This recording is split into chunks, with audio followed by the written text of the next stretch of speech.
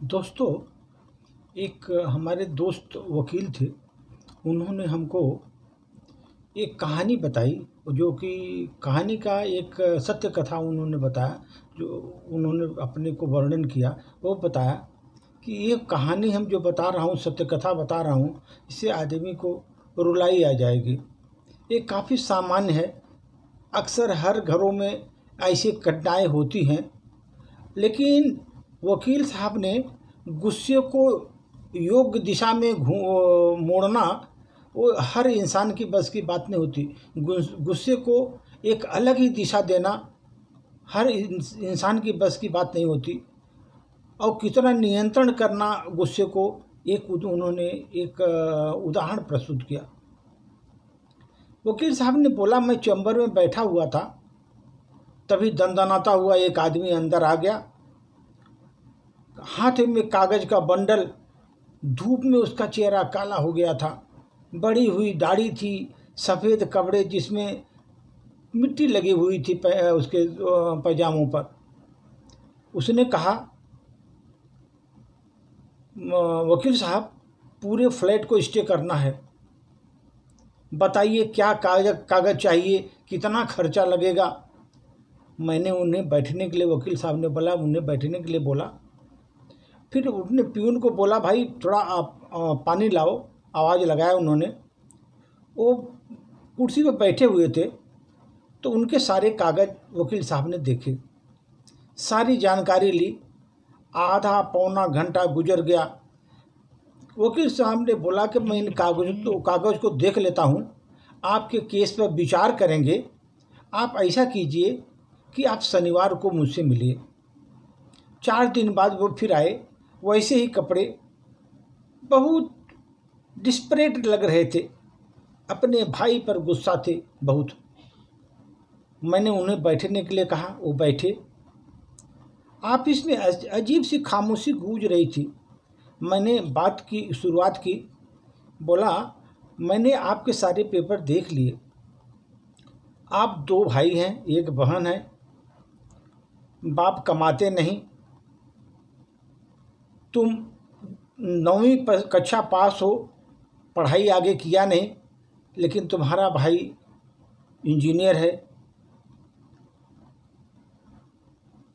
उन्होंने बोला कि मैं अपने छोटे भाई की पढ़ाई के लिए अपना स्कूल मैंने छोड़ दिया, लोगों को खेतों में दिहाड़ी काम किया, कभी अंग भर कपड़ा, पेट भर खाना मिला नहीं मुझे।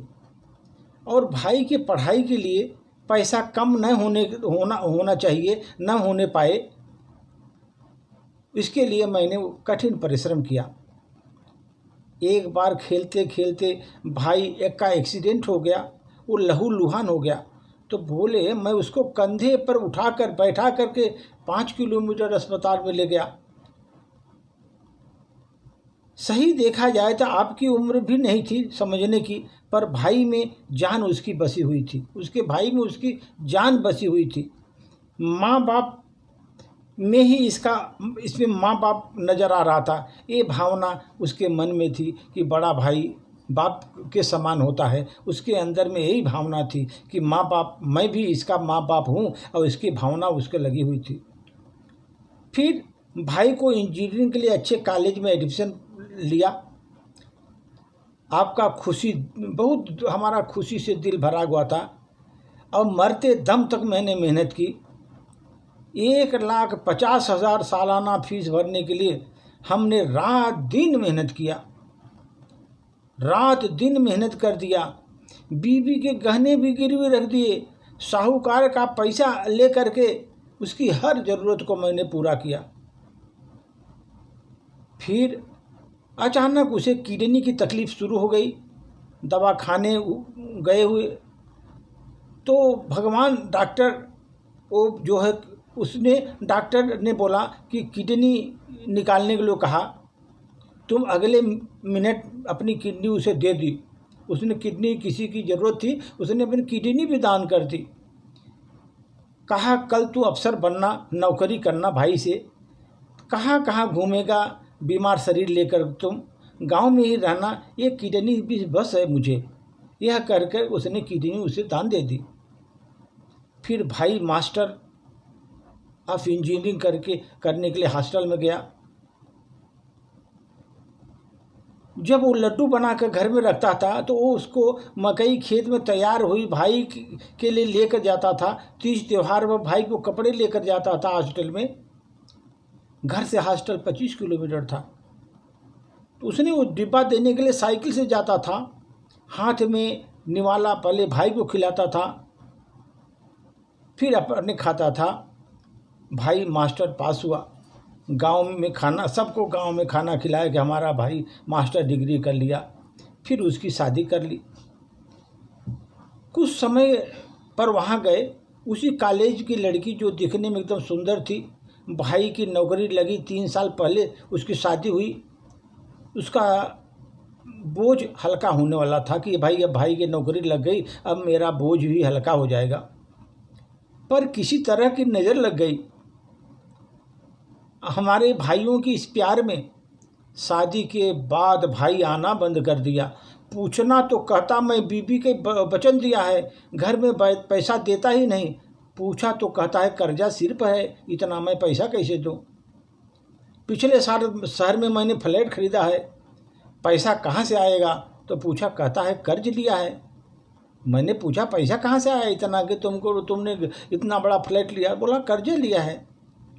मैंने मना किया तो भाई तुझे कुछ मालूम नहीं, तुम निरा गंवार ही रह गया, गंवारी है एकदम से। अब तुम्हारा भाई चाहता है कि गांव में आधी खेती बेच कर उसे पैसा दे दे। वो भाई से बोला कि तुम्हारी आधी खेती बेच दो, उसका पैसा हमें दे दो।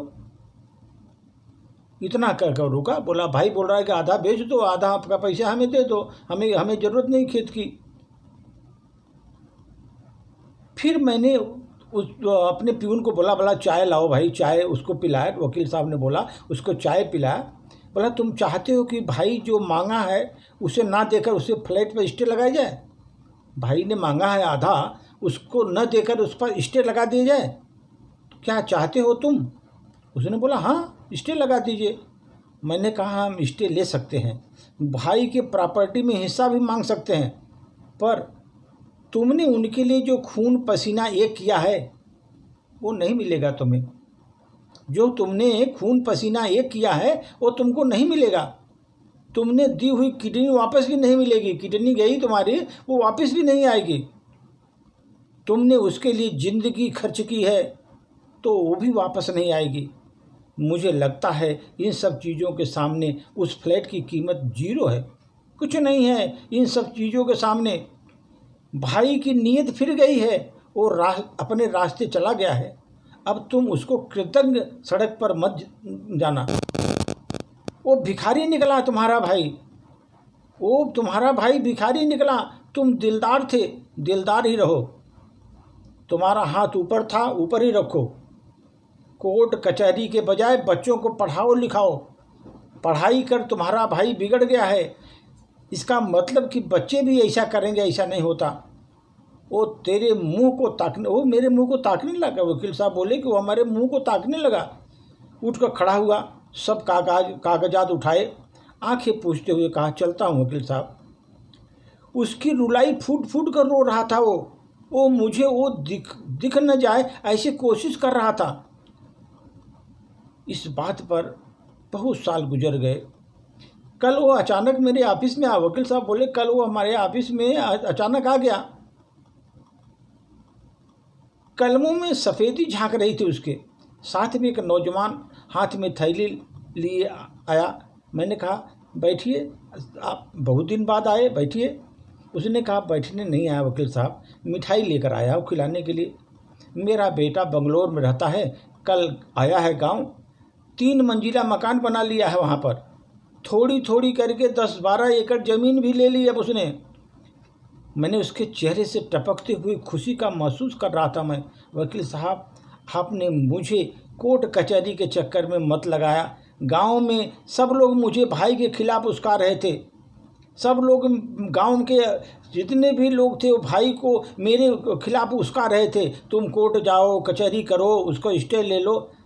मैंने उनकी नहीं आपकी बात सुनी। मैं गांव वालों की बात नहीं आपकी बात सुन ली। मैंने अपने बच्चों को लाइन से लगाया, भाई के पीछे अपनी ज़िंदगी बर्बाद नहीं होने दी। कल भाई भी आकर पाँव छू गया, माफ़ कर दो भैया, ऐसा कह गया। मेरा हाथ पेड़ा हाथ में ही रह गया। अब मेरे आंसू टपक गए। गुस्से की योग्य दिशा में मोड़ा जाए, पछताने की ज़रूरत नहीं पड़ेगी सर।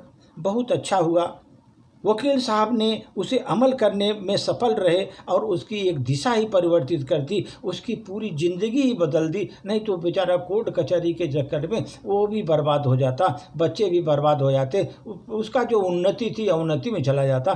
तो वकील साहब ने जो बताई हमको, वो बताया कि हर घर में ये हालत है, हर जगह ये हालत है। इसीलिए जो दूसरों की सुन करके खुद अपने को डिसीजन लेना, क्या करना है, आगे बढ़ना है, अपना जो उन्नति को अवरोध करना है या बढ़ाना है, ये आपके ऊपर डिपेंड करता है। वकील साहब ने समझाया और वो आदमी आगे बढ़ा। धन्यवाद।